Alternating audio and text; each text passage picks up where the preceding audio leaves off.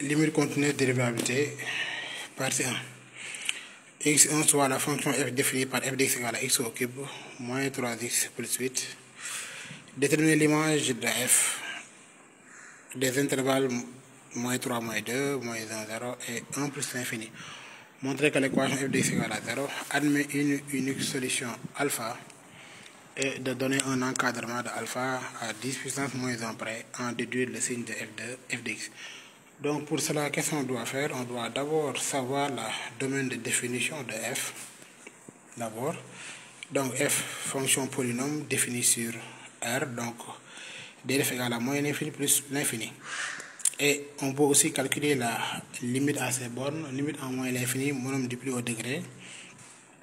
Si x tend vers moins l'infini, on aura directement x au cube qui donne moins l'infini parce que l'exposant est impair. En plus l'infini, l'exposant est impair, mais on aura plus l'infini parce que c'est plus l'infini fois plus l'infini fois plus l'infini. Donc ça c'est déjà réglé. Donc f étant un polynôme, et il est aussi continu et dérivable sur R. Et f' de x, si on dérive, on aura tout simplement 3x carré moins 3. On factorise par 3, on aura 3 facteurs de x moins 1 facteur de x plus 1. D'après le tableau de variation ici présent, donc on aura moins 1 et 1. Pourquoi? Parce qu'on doit résoudre cette équation. On aura moins 1 et 1. On va regarder là où f est continu, et là où f est croissant du moins, et là où il est décroissant. Après avoir résolu, on obtient en fonction polynôme, donc signe de a à l'extérieur des racines moins signe de a à l'intérieur. On avait trouvé en moins l'infini, en plus l'infini, plus l'infini. Là où c'est positif, c'est strictement croissant. Là où c'est négatif, c'est strictement décroissant. Et là où c'est positif, c'est strictement croissant. Après, qu'est-ce qu'on va calculer f de moins 1 qui donne 10. On calcule f de 1 qui donne 6. Donc, voici les intervalles qu'on nous avait demandé. F de moins 3, moins 1. Donc, il faut savoir que moins 3, moins 1 aussi c'est fermé. Dans les intervalles aussi, on avait donné un résumé là où l'élève doit parcuriser. Si c'est croissant, comment on doit calculer. Si c'est décroissant, comment on calcule. Et quand on regarde bien et bien dans l'intervalle moins 3, moins 2, normalement ici, si c'est fermé, on doit calculer f de moins 3 et la f de moins 2. Pourquoi? Parce que dans l'intervalle moins 3, moins 2, f est continu et strictement croissante. C'est ici, dans cet intervalle-là, excusez-moi.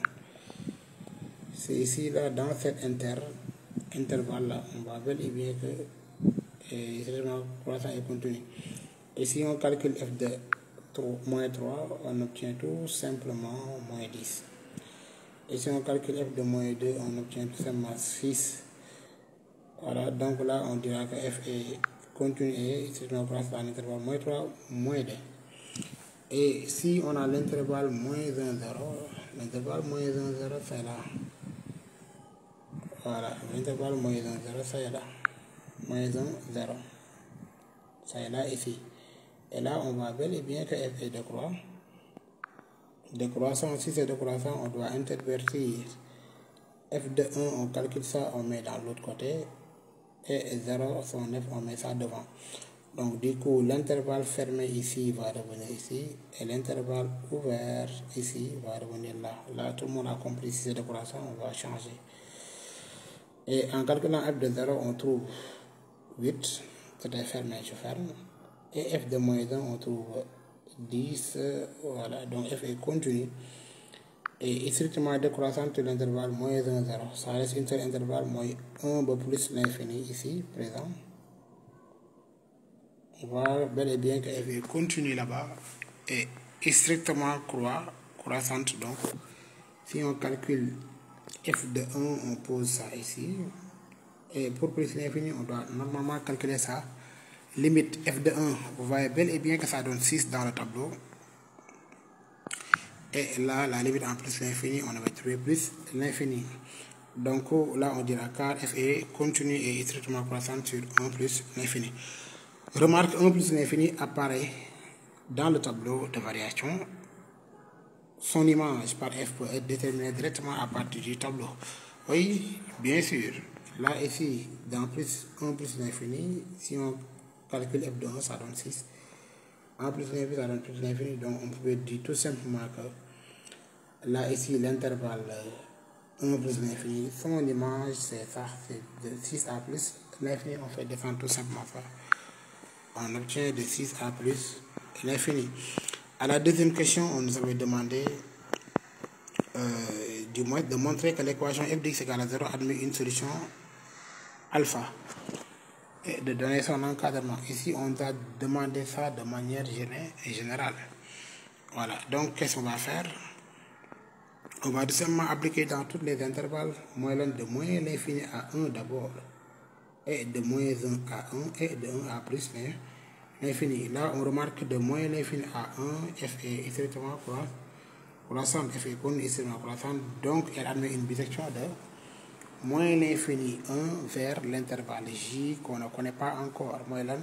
On doit calculer f de moins l'infini, du moins on va calculer la limite en moins l'infini et f de moins 1. Et si on calcule, on va trouver directement moins l'infini 10.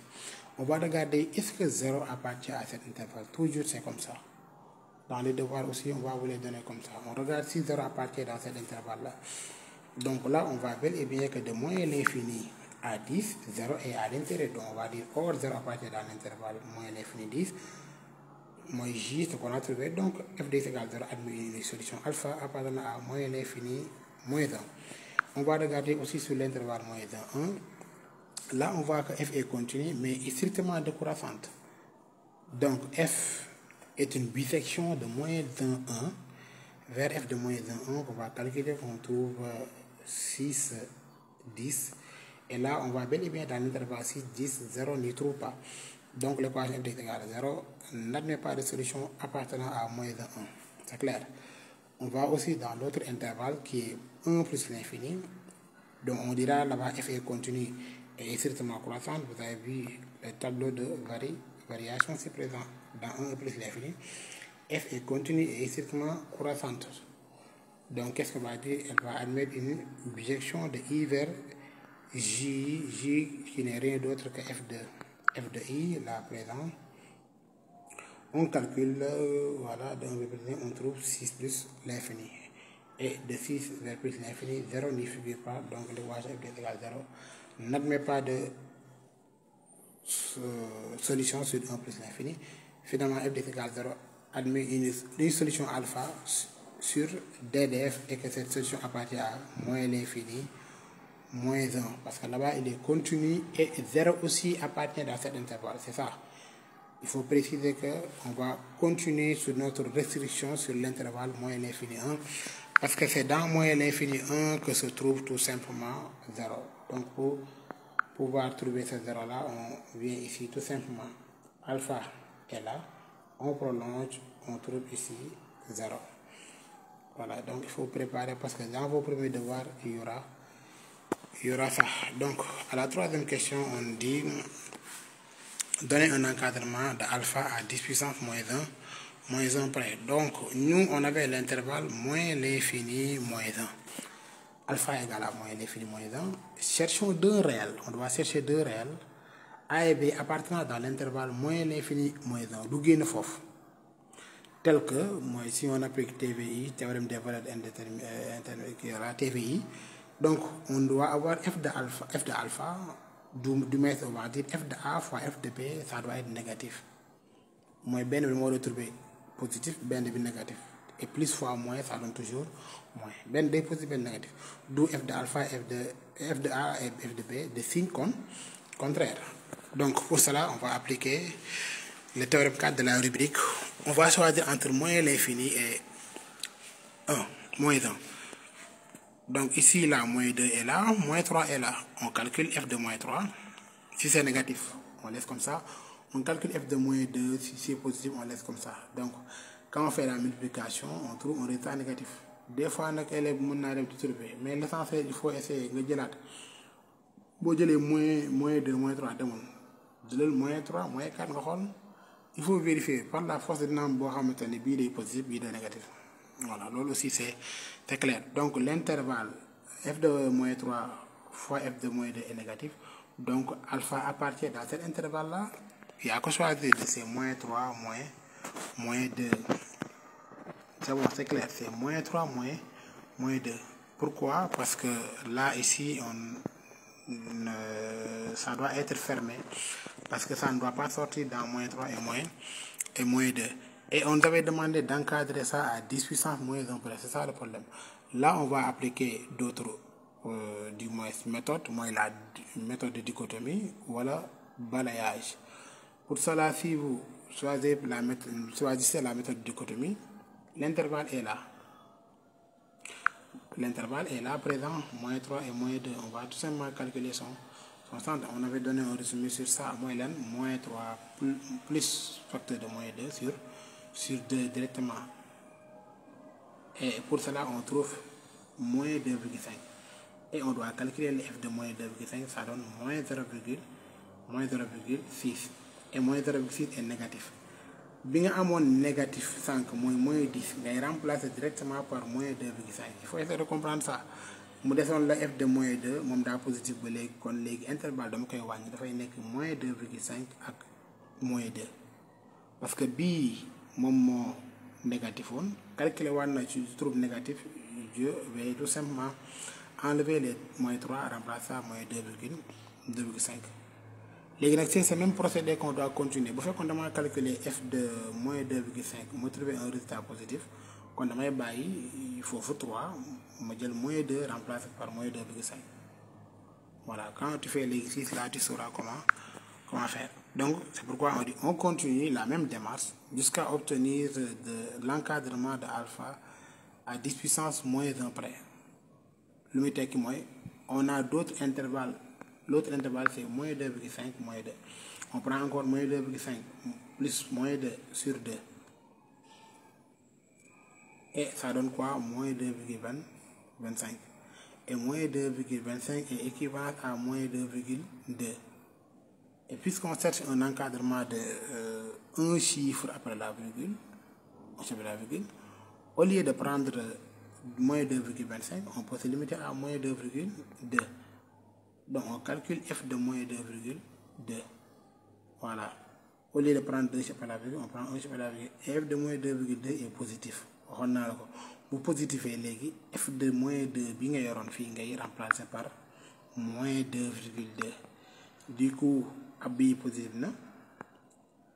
Voilà. Du coup, celui-là est positif. Du moins est négatif. Et celui-là est positif. Donc l'intervalle voulu, c'est tout simplement moins 2,5 et moins 2,2. Voilà, à ce point-là, on pourra encore continuer parce que 2,3 et 2,5 ont un écart. Pour cela, on calcule encore son centre. On va prendre les deux. On prend les deux, on aura quoi? On prend moins 2,5 plus moins 2,3. Voilà, on va calculer d'abord moins 2,5 plus moins 2,2 sur 2, on obtient moins 2,35 et moins 2,35 on prend un chiffre là, ça donne moins 2,3. Donc l'intervalle est changé avec moins 2,5, moins 2,3. Ainsi de suite, on continue encore, moins 2,5, moins 2,3. On calcule encore son centre, on trouve un résultat négatif. Le négatif est moins 2,5, tu remplaces ça par moins 2,4. Donc finalement, on aura 2,5, moins 2,5, moins 2,4 pour l'encadrement, ce qu'on avait demandé. Et là, après, on demande d'étudier le signe de f de x. On avait déjà tracé son tableau de variation au Honako. Donc, de moins l'infini à moins 1, c'était ça. De moins 1 à 1, c'était ça. Et de 1 à plus l'infini, on avait ça. Donc, on a trouvé l'alpha. Alpha qui est là. Donc, ça correspond à 0. Donc, après, qu'est-ce qu'on fait? On sait que de moins l'infini à alpha. Donc, ici, il y a d'autres méthodes aussi plus simples. Après, je vais vous apprendre ça dans l'autre vidéo. Il y a aussi d'autres méthodes simples pour pouvoir calculer ça. Donc, de moins l'infini à tout simple à alpha ici. Là, on voit bel et bien que c'est négatif. Et de alpha à, du moins, je peux dire plus l'infini. Donc là, ici, il y a erreur. Ça va être plus l'infini. Là-bas c'est positif. Si f est égal à 0, donc on aura ici tout simplement alpha. Voilà, merci, à la prochaine, fin de la correction.